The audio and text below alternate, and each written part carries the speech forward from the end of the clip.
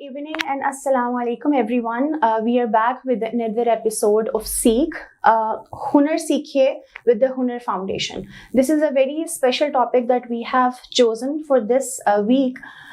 Pakistan ki population, it's around 220 plus million. It has gone to that. And more than 23 million of our population wake up every morning without knowing from where their next meal would be coming from. So gurbat and muflasi, Pakistan ka ek always continuously struggle hai jo Pakistani or Pakistan ki awam, whether it's youth or the each and every one is facing these days. So it's in this era, it is not like it's not enough that we are just having the basic education. One has to be very skillful enough to earn a very good, to provide for their families and be a good breadwinner for their family. So we decided to talk about this specific topic. We have been collaborating with the Hunar Foundation for this specific purpose, to be a part of something good in this life. We have a very nice guest with us, Ali Fazal Sahab. He is the Chief Operating Officer at the Hunar Foundation. I won't be delaying for his intro. I'll be welcoming him to the show. Assalamu alaikum, Ali Sahab. Walaikum assalam ji, and glad to be here.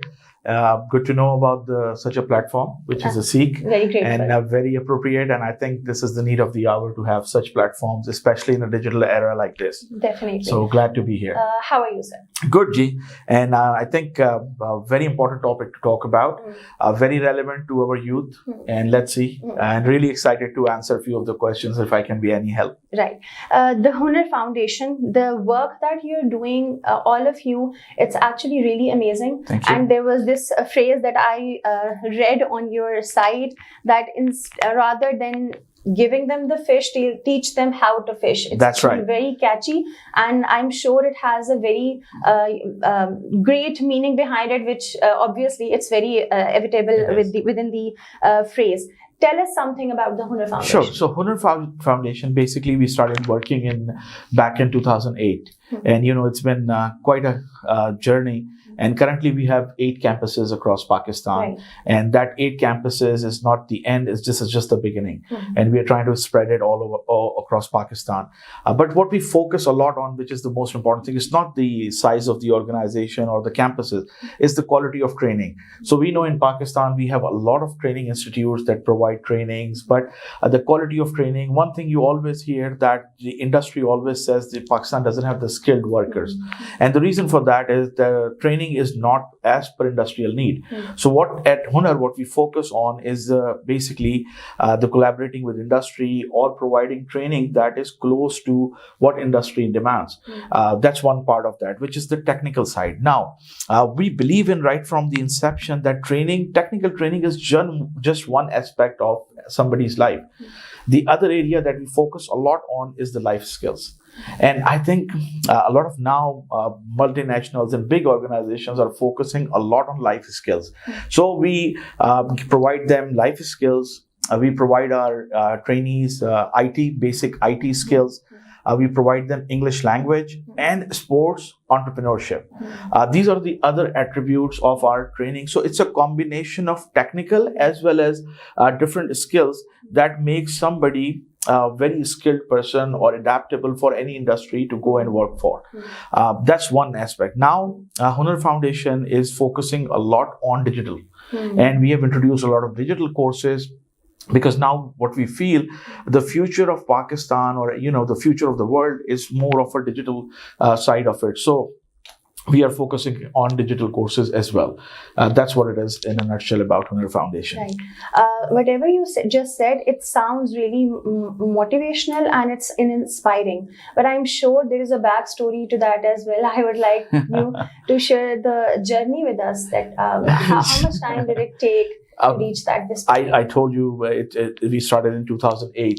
So it's about 13, 14 years. But the journey wasn't very difficult in a way, because when we started in 2008, the infrastructure of vocational training does not exist in Pakistan. So we had to get help from Germany and UK, City and Guilds, and we had to follow their curriculum, because in Pakistan at that time, nothing like that has been in existence. There was only DAE, which was a diploma course. and that was outdated, and there was a traditional 20, 30-year-old curriculum. So yes, initially we struggled a lot. We sent our instructors to Australia, we sent our instructors to Germany, China to get the training.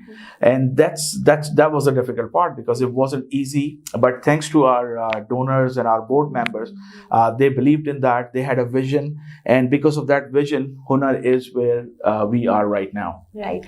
I think the main idea behind the Hunar Foundation is youth, I guess. Absolutely. Youth. Yes. Right. तो जब हम youth की बात करते हैं तो at this current scenario this is the world of competition and this is the world of opportunities जिसको मिल गई फॉरेन से.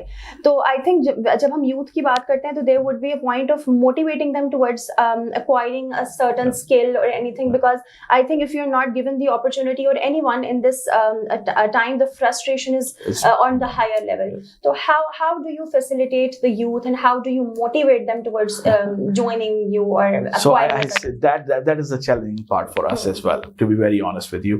Our youth right now, they are not focused, and this is the biggest problem. So we literally have to convince them. We do open houses, we call in their parents, we counsel them, we try to give them the direction, because especially the youth we are talking about, they're at the bottom of the pyramid. So those kids doesn't have that formal education, and they don't have the background of it.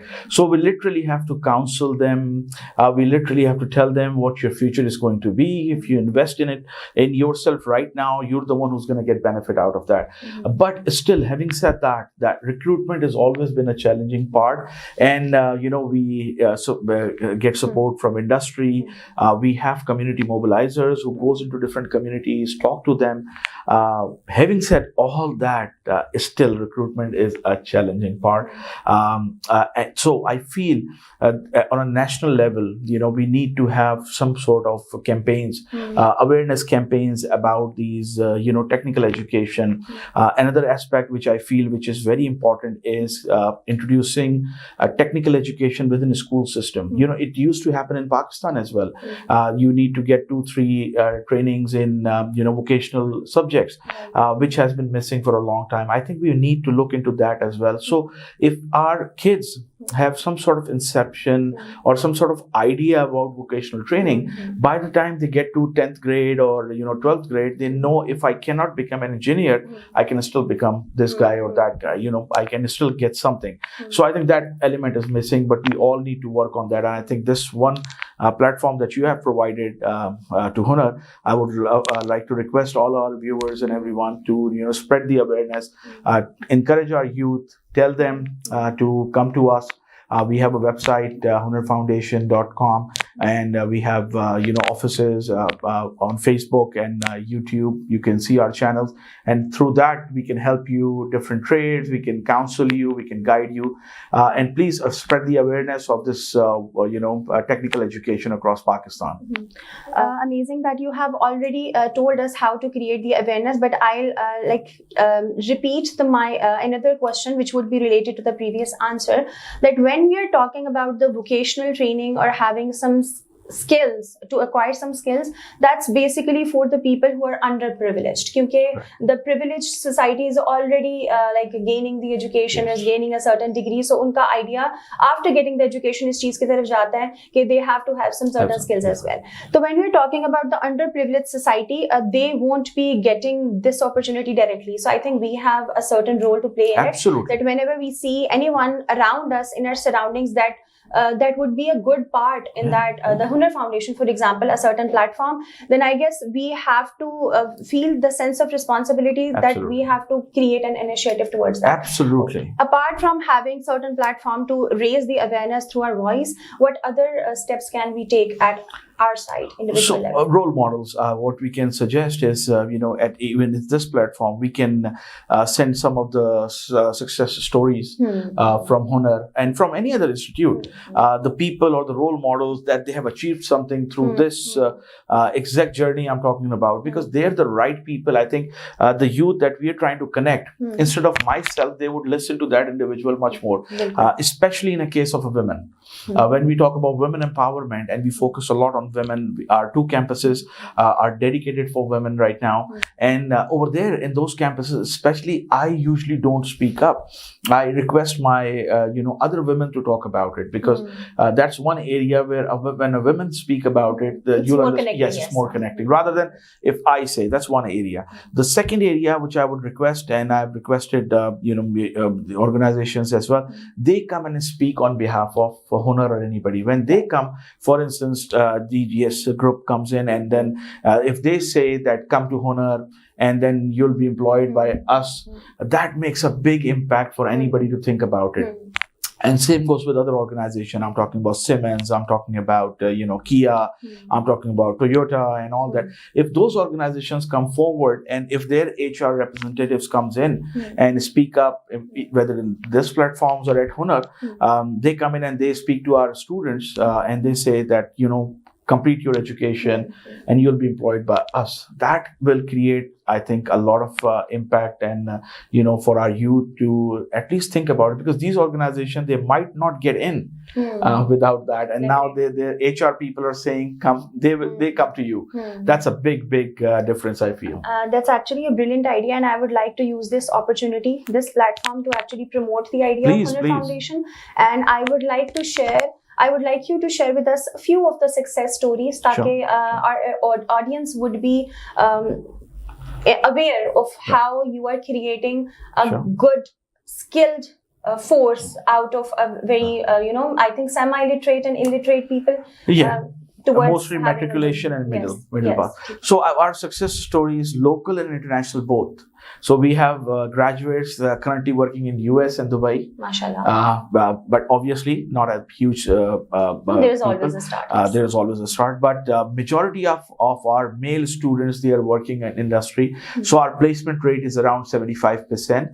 It varies, but 75%, that's usually what we carry. And in terms of women, this is especially, I'm going to say, a lot of them has become entrepreneurs. And they started a cottage industries. They started, their own businesses because we focus on beautician and fashion designing. And these are the 2 areas where they started their own beauty parlors. And that's a success story is this, that now they start hiring from us. Very nice. Okay. That is the beauty of that. So they have recently, there's one Khatun that she started her business, and now she hired 7 of our graduates, and now they're working at her parlor or salon that she opened up. Another area that we are focusing a lot on is a ventures. So we're trying to open up businesses for our graduates, where they can become owners, and also we get some sort of partnership in that as well. That is another area we are focusing on, but that's in next in pipeline for us. But this is what the success stories are, and there are so many other success stories. But like I said, the best part is that if I request those kids to come in and speak their experience with you, we would be able to having a discussion session that's actually kind of very empowering to hear someone who has gone sharing through this their journey. Sharing their journey and their path with us to get something out of it. Absolutely. And the impact that has created in their life. So I'll tell you, with my little experience that I've spoken to a lot of women, the first thing that happens, their kids start going to school. They get a better nutrition or the food. It's a whole new life. It's a whole new life. So if they're going to school, just watch what their future is going to be. So it's not just one person. It's a whole generation. It's a whole generation. Yeah. You change the track. Yeah, they were on a different track. Yes. And the impact is not going to be over here, maybe 10, 20, 30 years from now. That's where the real fruit is. We have a long way to go. Absolutely. And I think one step from a single person, if they can change the whole generation, how much beautiful a life or Pakistan would be if every one of us are participating. That's the way it's going to be. Right. Hunar Foundation or any other such platform cannot work if they do not have a consistent supply of fundings and donations and everything.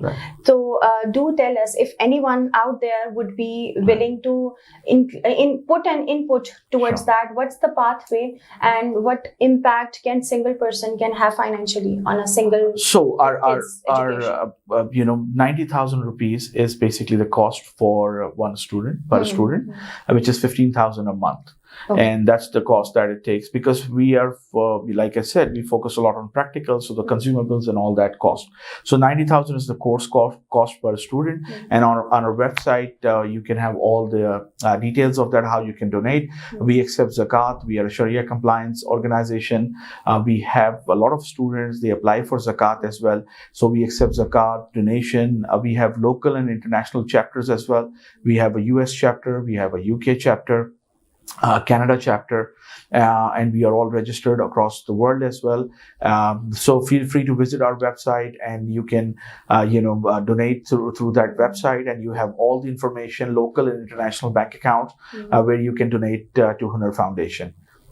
Right. I'm sure, inshallah ta'ala, that would create a new pathway for donation and the participation. I think recently the Hunar Foundation has signed a memorandum with DSG, DS group of companies. I would like कि आप थोड़ा सा उसके बारे में मुझे बताएं कि how it is going to proceed and what's the basic criteria behind that. So I would start with DS group. That I would like to thank Daniel Saab, who's kind enough that has taken the initiative. Very few organizations in Pakistan does that. Now it's going to be a one-of-a-kind collaboration where it's going to be led by industry, supported by Hunar Foundation. They're going to provide us all the technical support and the equipment as per the industrial need, and we're going to train those kids as per the DS group need, and eventually they'll be employed by them. First, they'll be placed on-job training for a month's period, and then they'll be eventually employed by them across Punjab and their wherever they work and their sites are going to be. This is something which is a mega project in a way, that these kids get to work on those huge projects, which is not possible without such backing or the organizational support. And this is not the end of it. They have, Daniel Saab has also offered marketing support and wherever we can collaborate with them. So I think this is something which is very good, especially for the youth of Punjab for now, and we would like to cascade it across Pakistan, and inshallah as the DS group grows up as well, because I'm sure they have offices in Karachi and as well. Yes. So we can cascade this to across Pakistan. But this is one thing which I'm very excited and very keen, and I would request other industries as well to come forward and take such initiatives for our youth, and ultimately is going to be beneficial for our youth. So that's inshallah, I'm hoping that this collaboration will be very fruitful. Absolutely. And very soon, inshallah. Inshallah. I'll be concluding the session with any of that specific message from your side. So I would say awareness of technical education is a must. We've been saying, and I'm sure every one of you must have heard, we have a youth bulge which is 64%. We need to give them direction. We need to give them, time is now. In fact, if you ask me, time is running out or has run out. So we need to really move forward. And the only way to do it, we have to think about future. A lot of people focuses on now, what is happening in their life right now. They don't focus on 10 or 20 years from now. So I would request, spend some time, create the awareness, tell our youth that they need to work now for a better future. I think that's how we're going to change Pakistan. Hunar Foundation and DG's group, and we are playing our part. But believe me, Pakistan requires much more support, much bigger support than this. The government of Pakistan is also focusing on that, working on that. But we all need to work as a synergy. We all need to create synergies, and we have to focus on this area. You can look at the history, you can look at the China, how they uplifted themselves through this technical education. So technical education is a proven model, and that can support Pakistan in future. I believe in that. I request all of you, and I'm sure a lot of you believe in that as well. We just need to work together for a betterment of Pakistan. Right. The concluding remarks, I don't think it can get any better. I could add anything specific in that. I'll add just a little word that if at an individual level, we all have a responsibility we all have a role to play in our lives. It's not just our family. We have to look around in our neighbors, in our areas, in our social gatherings, that if anyone there is in need of something, and if our one word or if it's just one message can change or can initiate something good in someone's life, I don't think it can get any better than this. And after that, I hope that this world, this country, this world would be a better place to live in.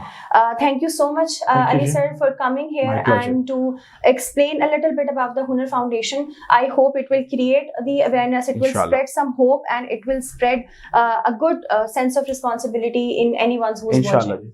Thank you very much for inviting me. Very grateful. Pleasure meeting you. Very grateful. Thank you, Jay. Thank you so much. We'll be coming with upcoming episodes with more great ideas, inshallah ta'ala, and with more good personalities. Until then, Allah Hafiz.